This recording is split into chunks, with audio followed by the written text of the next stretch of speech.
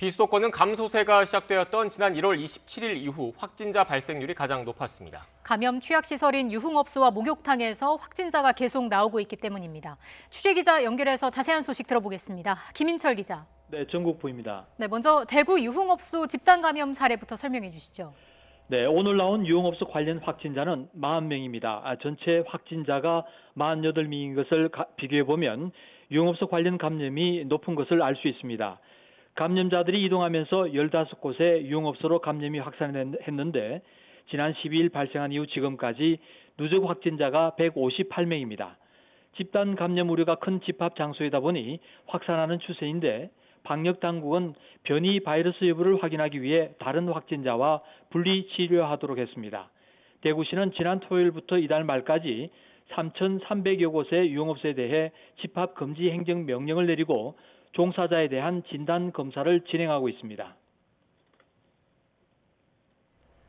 목욕탕 관련 확진자도 계속 나오고 있죠? 네, 그렇습니다. 발생 9일 만에 충남 아산의 온양온천 목욕탕에 누적 확진자가 73명으로 늘었습니다. 목욕탕을 방문한 천안 거주 어르신이 전파한 것으로 파장이 큰 상태입니다. 세종시의 한 어린이집에서는 20명이 집단 감염됐습니다. 지난 22일 무증상이었던 보육교사가 확진된 이후 원생과 가족, 보육교사와 직원 등이 감염됐는데요. 보건당국은 관련자 300여 명에 대한 전수조사를 벌이고 있습니다.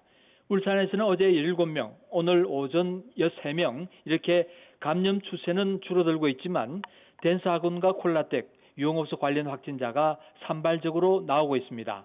울산시는 거리두기 2단계를 조금 더 이어가면서 세부적으로 카페와 식당의 영업시간을 1시간 연장하는 등 세부적으로 완화하기로 했습니다.